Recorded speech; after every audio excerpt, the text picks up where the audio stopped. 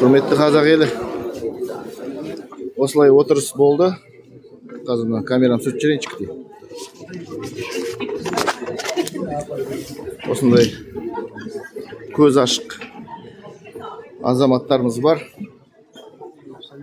Енді мынау халықтан сұрай ма, сұрамай ма? Шамамыз келгенше сұрақ бердік, сұрақ қойдық. Бірақ та есі дұрыс жауап жоқ деп айтуға болады.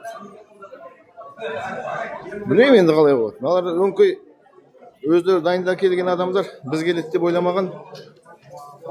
Біз сияқтылар, жәнегі жігіт сияқтылар келеді деп ешкім дайындалған жоқ. Олардың жоспарларын біз бұзып жатырмыз деп айтуға болады. Мынау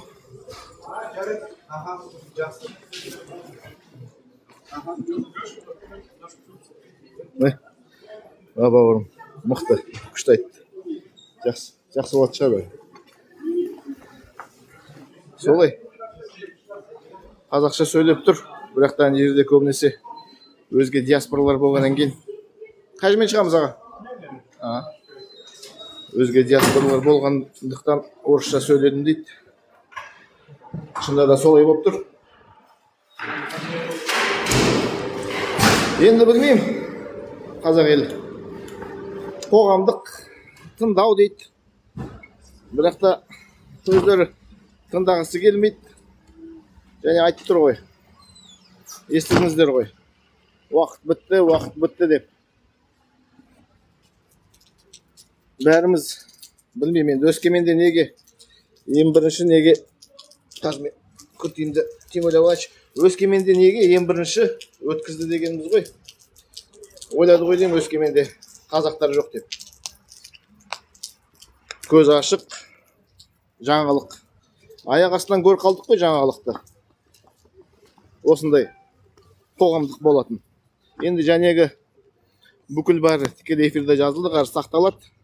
Соның үзінділерін жәнегі өзім сөйлеген бар. Жәнегі жігіттің сөйлеген жақсы сөздері бар. Соның бәрін Құдай бұйыртса сала кетеміз. Қалған көрмеген ағайындар көрсін деп.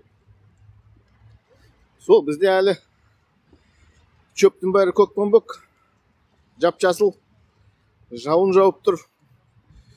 Не болса да айттым ғой алдында, келем қатысам деп.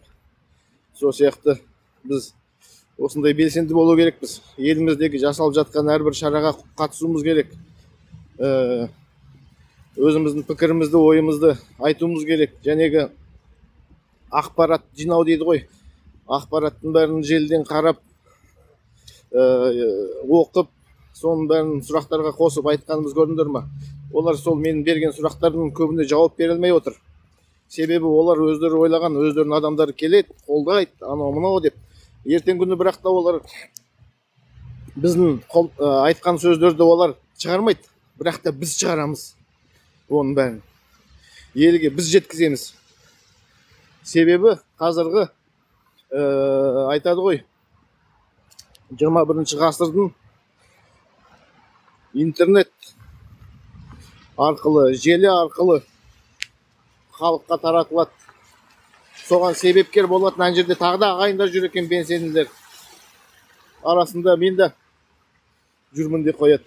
Сол сияқты ертең күні олар айтып жатса, аналардың біз қолдаймыз деген тымық адам біреу келді, орынбасар дейді. Олардың бәрі ертең шығарып, міне Өскеменнің халқы қолдайды дегенде өтірік болып шығады онысы. Себебі тікелей эфирден қаншама адам көріп отыр. Сонген қазір бейнелерді бәрін салам, Құдай бұйыртса. Сондықтан бізді халықты сұрамай, халықтың ойын тыңдамай, бірдеңке істеу, өздері айтып ап референдум деп. Олай болмайды. Себебі қазіргі таңда қаншама адам ан жерде телефонмен де жазып отыр ағайындар. Солай жағдай. Өскеменде күз бұйыртса 2 сағат болдық па?